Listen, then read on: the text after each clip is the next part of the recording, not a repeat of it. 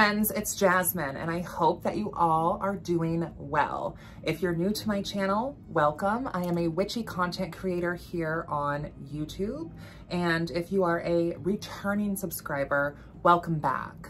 In today's video, I kind of want to continue this series that I've been working on that follows the celestial seasons. So taking a look at how we as witches can tap into the arcane currents of the zodiac during each celestial season, which I've already made a video so far on Aries, Taurus, Gemini, and Cancer. And so now it is time for us to talk about the mighty Leo, the lion.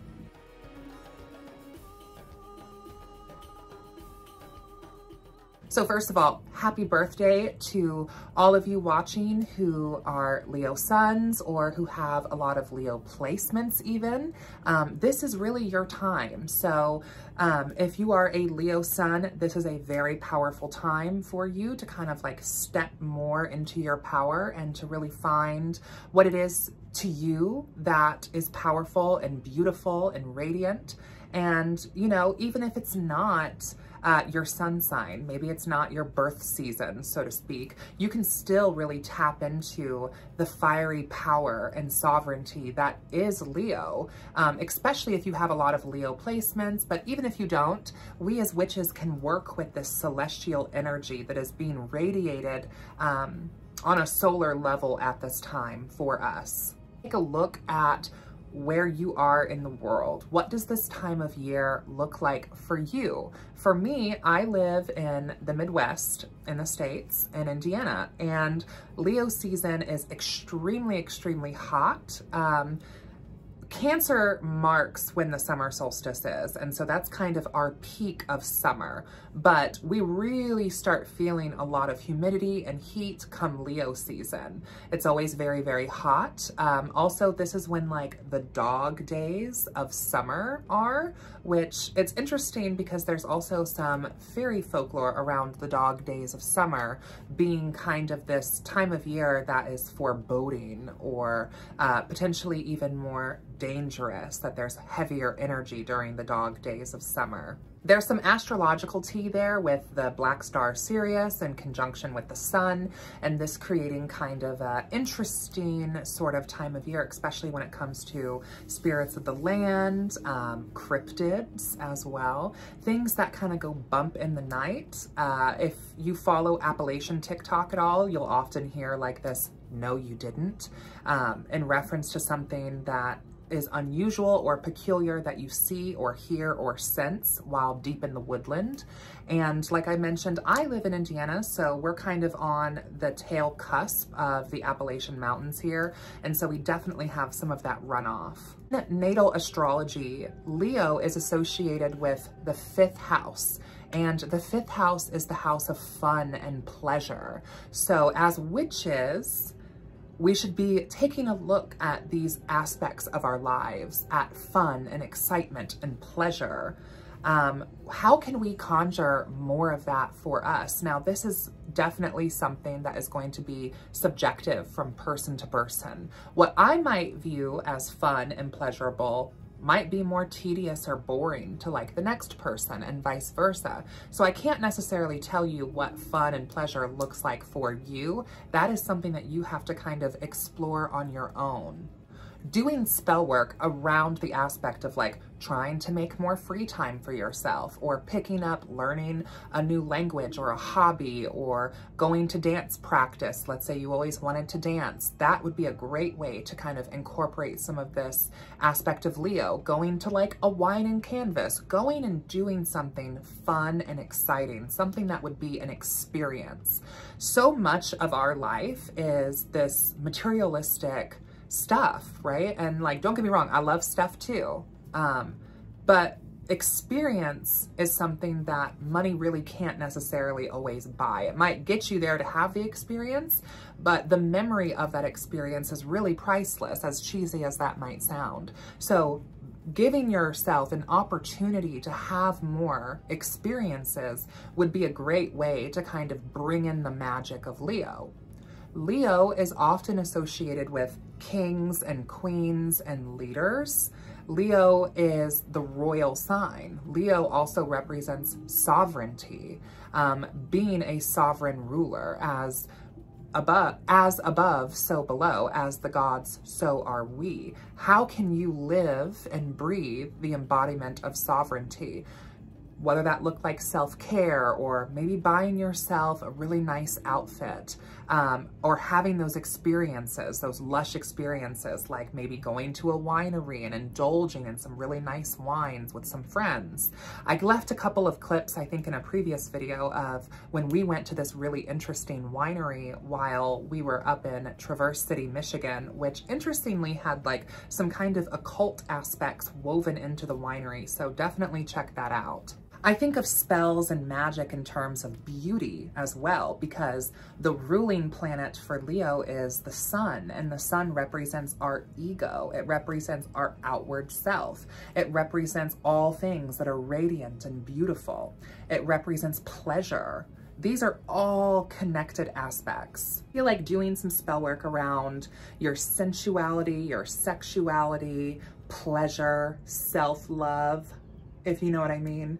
Also doing some spell work to build new experiences for yourself would be a powerful way to draw in the energy of Leo.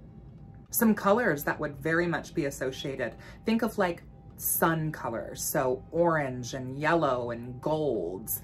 Dressing yourself in those colors through the power of like color magic, which can be something very simple and focused. It doesn't have to be ceremonial. You could dress yourself and drape yourself in golds and oranges and yellows, even maybe some like ruby reds sort of in there, and kind of wear the armor of Leo and become the sovereign lion or lioness yourself. I think when it comes to sovereignty as well, thinking about how we live our lives and how we operate as witches, we are very much an alternative-based religion in terms of like the mainstream. So when it comes to aspects like indulgence or sin, I think that we can very much kind of have our own approach. But what behaviors maybe are you overindulging in that is taking away from your sovereignty? I know that for me this time of year, my seasonal depression is definitely way, way lower, and I'm feeling much more uplifted with the more daylight and vitamin D, and that definitely helps. Doing spells around beauty and self-care is also very Leo. Go get yourself a facial, or try making your own magical herbal facial from home. Take a look at some herbs that maybe promote collagen and hydration, or spiritual herbs like psychic protection, and look into maybe making a spiritual bath or a facial or some sort of cosmetic for yourself to treat yourself as the sovereign ruler that you are, as the living God that you are. Pretty much any herbs that are associated with the sun are also going to be linked to Leo.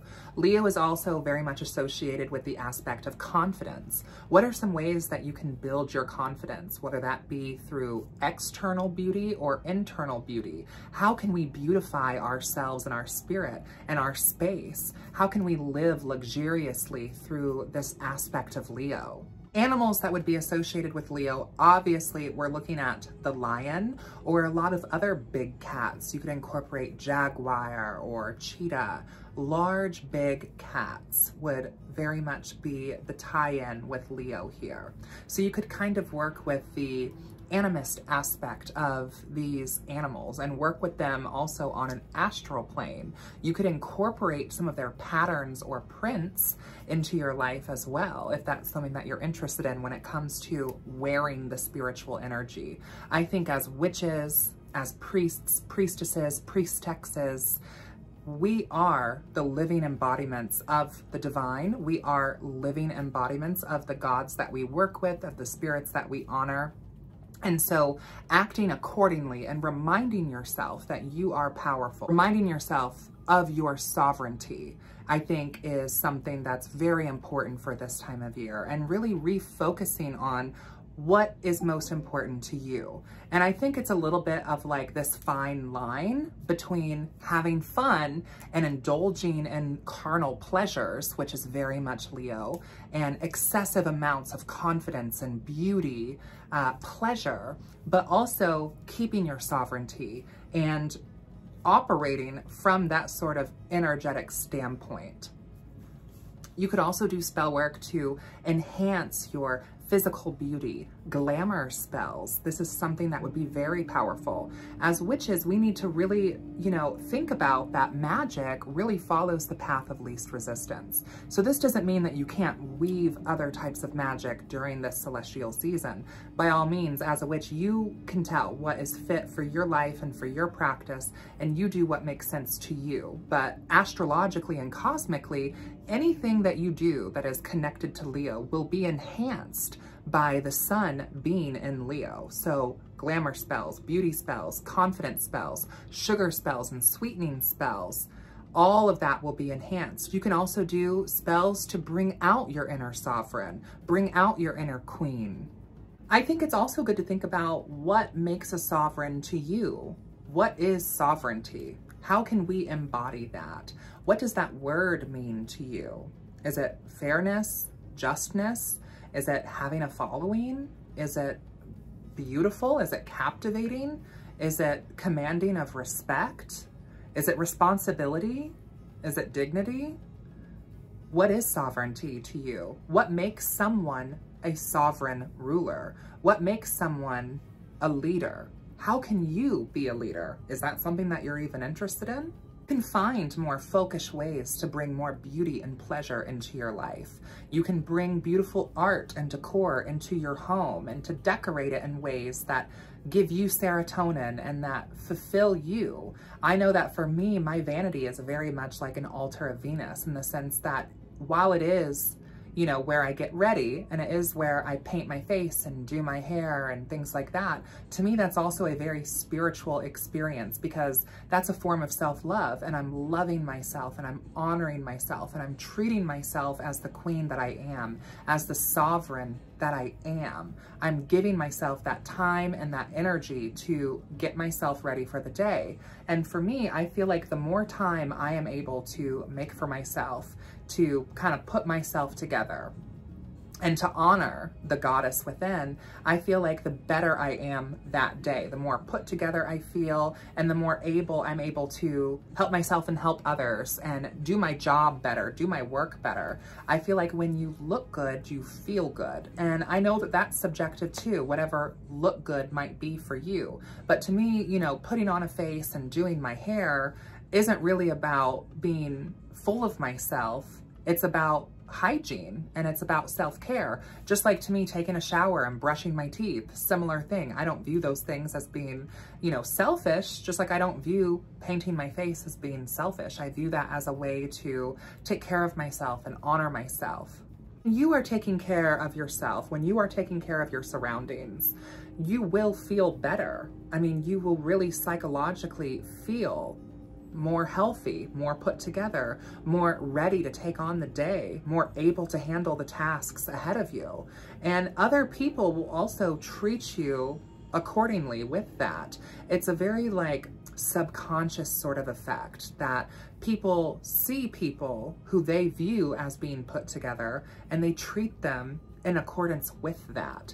And so it's a very powerful, focused way to command a room and draw attention, be it positive and also negative, because there are going to be people out there who don't like the fact that you're going to be standing in your power and who aren't going to want to treat you as the sovereign beast that you are, and we all are.